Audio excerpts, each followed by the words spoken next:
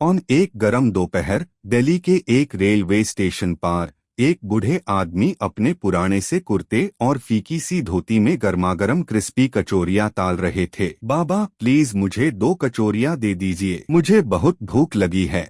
मैं पैसे कल दे दूंगा, प्रॉमिस। कोई बात नहीं बेटा, आगे बढ़ो और खाओ। मुझे पता है तुम्हें बहुत भूख लगी होगी।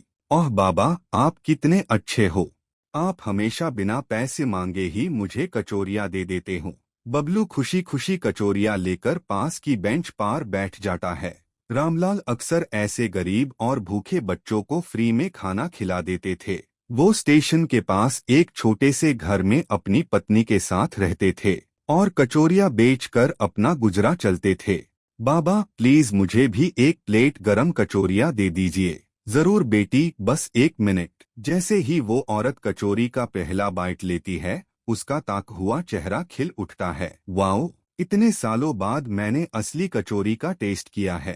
थैंक यू बाबा। धीरे धीरे और कस्टमर्स आने लगते हैं और रामलाल सबको सर्व करने में बिजी हो जाते हैं। उनका पूरा दिन इसी तरह गुजर जाता है। रात को जब रामलाल अपना ठेला समेट रहे होते हैं, तभी बबलू हाथ में एक बैग लेकर दौड़ता हुआ उनके पास आता है। बाबा, ये नया कुर्ता आपके लिए है। मैंने मम्मी को बताया था कि आपका कुर्ता फट गया है, इसलिए उन्होंने बचे हुए कपड़े से ये सिल दिया। मेरी तरफ से अपनी मम्मी को थैंक यू कहना। ठीक है बाबा, मैं चलता हूँ, कल मिलता हूँ। अगले दिन रामलाल बबलू की माँ के साइल ह्यू नए कुर्ते को पहनकर स्टेशन आते हैं, लेकिन उस दिन बबलू स्टेशन पार नहीं आता। 2-3 दिन बीत जाते हैं, लेकिन बबलू का कोई पता नहीं चलता। एक रात रामलाल अपनी पत्नी से कहते हैं, पता नहीं बबलू आजकल कचौरी खाने क्यों नहीं आ रहा। मुझे बहुत चिंता हो रही है। मुझे लगता है मुझे उससे देखने जाना चाहिए।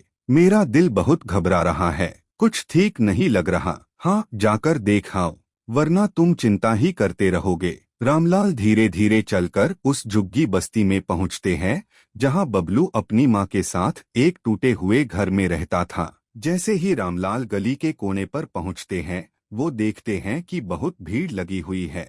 बीच में एक लाश अंतिम संस्कार के लिए राखी हुई है। रामलाल का दिल कांप उठता है। हे भगवान, ये कौन है? बुद्धि औरत बहुत बीमार थी, दवा नहीं मिल सकी और आज सुबह वो बबलू को अकेला छोड़कर चली गई। ये सुनते ही रामलाल की आंखों में आंसू आ जाते हैं। वो धीरे से आगे बढ़ते हैं। बबलू अपनी माँ के पास बैठा जोर जोर से रो रहा होता है। जैसे ही वो रामलाल को देखता है, दौड़कर उन्हें जोर से गले लगा लेता है। पापा, माँ चली गई, वो मुझे बिना कुछ कहे छोड़कर चली गई। मैं अब अकेला हो गया। बाबा, मैं अब क्या करूँगा? रामलाल कांपते हुए हाथों से बबलू को गले लगा लेते हैं और खुद भी रो पड़ते हैं। मत रो बबलू, तुम्हारा बुढ़ा दादा अभी जिंदा है ना। मेरे बच्चे, अब मेरे साथ चलो। रामलाल रोट ह्यू बबलू को अपने घर ले आते हैं और गोमती को सारी बात बताते हैं। गोमती को बबलू पर बहुत दया आती है। वो प्यार से उसके सर पर हाथ फर्ट ह्यू कहती है, बबलू बेटा मत रो, ये घर अब तुम्हारा है और हम तुम्हारे मम्मी पापा है। बबलू अपनी छोटी सी उंगलियों से रामलाल की धोती को कसकर पकड़ लेता है। उस दिन के बाद बबलू रामलाल और गोमती के साथ रहने लगता है। रामलाल के छोटे से घर में अब बबलू के लिए भी एक छोटा सा कोना था। हर सुबह रामलाल और बबलू साथ में स्टेशन जाते।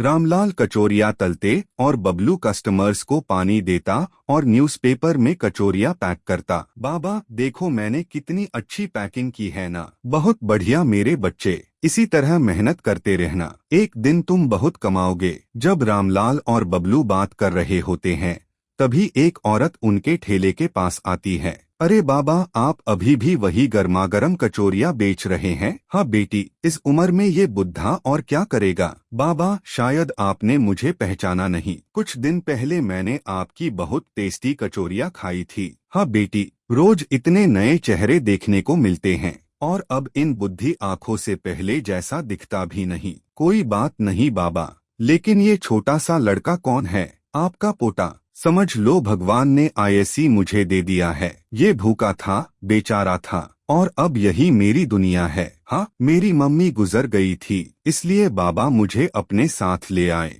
और अब मैं इनकी मदद करता हूँ। और तुम्हारी पढ़ाई, तुम्हारी उम्र तो पढ़ने की है, कचौरी बेचने की नहीं। लेकिन मैं स्कूल कैसे जाऊं? मुझे बाबा की मदद भी करनी होती है और हमारे पास इतने पैसे भी नहीं है। अगर तुम पढ़ोगे तो सिर्फ अपनी नहीं, बाबा की जिंदगी भी बदल सकते हो। ये बूढ़े होकर और कितने दिन काम करेंगे? मैं तुम जैसे बहुत बच्चों को फ्री एजुकेशन दिलवाती हूँ। ये मेरा नंबर है, जब भी पढ़ने का मन हो मुझे कॉल करना। शालिनी बबलू को अपना नंबर लिखा हुआ एक पेपर देती है। उसकी बातें बबलू के दिमाग में घूमती रहती है। उस रात बबलू को नींद नहीं आती, वो बस उस कागज को देखता रहता है। क्या मैं सच में अम्मा और बाबा की जिंदगी बदल सकता हूँ? बबलू चुपचाप उठता है, अपने अम्मा और बाबा को देखता है, अपनी जेब में रखे कुछ सिक्के निकलता है और आधी रात को बिना किसी को बताए घर से निकल जाता है। सुबह रामलाल और गोमती हर जगह बबलू को ढूंढते हैं,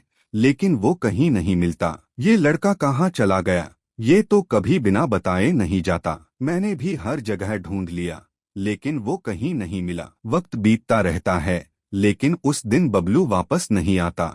घर में खाना तक नहीं होता और रामलाल भी कचौरी बेचने नहीं जाते। दिन सालों में बदल जाते हैं। रामलाल और गोमती और भी बूढ़े हो जाते हैं, लेकिन एक भी दिन ऐसा नहीं गुजरता जब वो बबलू का इंतजार ना करते हो। कई साल बीत जाते हैं। अब रामलाल के हाथ कचौरी तलते वक्त कांपते हैं और उनकी कमर भी झुक चुकी होती है। अरे बूढ़े, जल्दी करो, मुझे एक प्लेट गरम कचौरी दो। हाँ बेटा, बस 1 मिनट। जैसे ही रामलाल उसे कचौरी देने की कोशिश करते हैं, उनके कांपते हाथ से कचौरी उस अमीर आदमी के कपड़ों पर गिर जाती है। वो अमीर आदमी बहुत गुस्सा हो जाता है। क्या बकवास है बूढ़े? अगर ठीक से चल भी नहीं सकते तो सड़क पर बैठो। यहाँ क्यों आए हो? मुझसे गलती हो गई बेटा। वो लड़का तुरंत रामलाल के पैर छूटा है और उन्हें जोर से गले लगा लेता है। हाँ बाबा, आपने मुझे पहचान लिया। रामलाल उसे कास कर गले लगा लेते हैं और उनकी आंखों से आंसू बहने लगते हैं।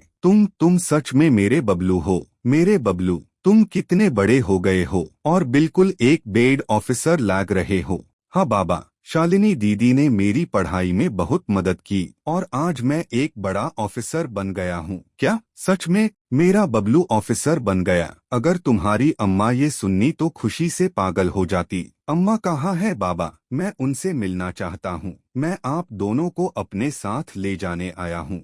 बबलू अपने अम्मा और बाबा को अपने साथ शहर ले जाता है। उस दिन के बाद तीनों एक साथ खुशी खुशी रहने लगते हैं।